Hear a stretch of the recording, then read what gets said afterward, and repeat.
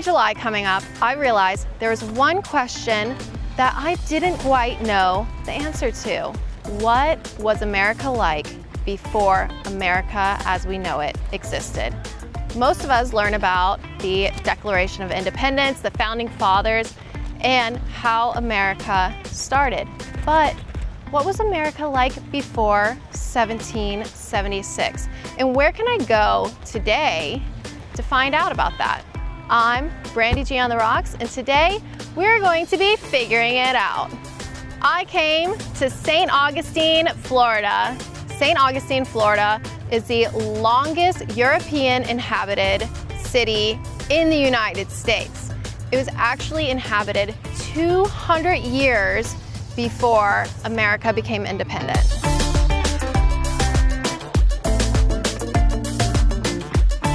So the first thing that I wanted to understand about St. Augustine was, why does this city even exist? Why did Spain care so much about Florida in the first place? Behind me stands Castillo de San Marcos, the oldest masonry in the continental United States, built in 1672, over 100 years before the Declaration of Independence. The reason Spain built this fort wasn't because Florida was especially valuable. It was because where it was located, on the water here, is where the Spanish ships would be taking gold and silver and other valuable goods back to Europe. And so that made St. Augustine one of the most important defensive positions in North America. One of the coolest things about this fort is that the walls are actually made of coquina, which is seashells. So with traditional walls back in the day, if a cannonball hit it, it would shatter and crack and fall. But when a cannonball hits coquina, it actually sinks into the wall and doesn't break and fall apart. So that's why it's so sturdy and is still standing to this day.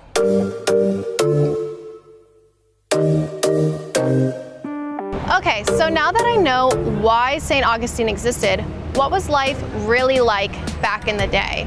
In history class, we always learned about presidents and wars, not really what actual life back then was like. Everything people owned back in the day, they had made. There was no Amazon, no Target, no Home Depot. If you needed something, you made it. If you broke something, you fixed it. Not sure how long I would have lasted back then. Even communication was completely different. You couldn't just send somebody a letter that would take seconds to be received like how it is today. If you sent something, it would take weeks, if not months, by mail to get there. And the news traveled just as slowly. So basically, if you wanted to tell your friend about how you were annoyed with somebody, it would take weeks for that letter to get there.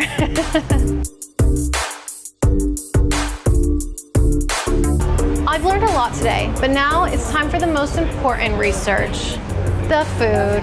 People think about the 4th of July foods. They think of hot dogs, hamburgers, outdoor barbecues, but those weren't really the foods that people were eating in 1776.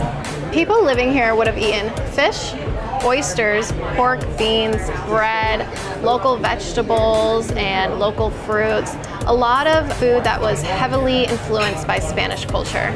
So I know this isn't exactly a colonial feast, but it's definitely more appetizing than surviving on hardtack. Cheers.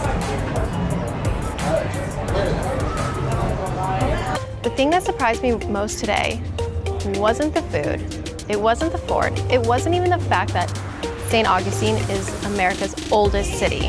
It was realizing how much history happened before the United States even existed. By the time America had declared independence, St. Augustine had already been around for 200 years. Okay, with the 4th of July approaching, I wanted to learn a little bit more about how America started, and what I learned, I wasn't quite expecting. I learned that America didn't just start in 1776, but it was the beginning of a new chapter.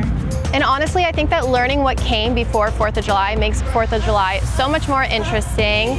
I'm Brandy G on the Rocks. If you want to see more of me, you know where to go. Go ahead and subscribe, and I will see you there. Happy 4th of July! Yay!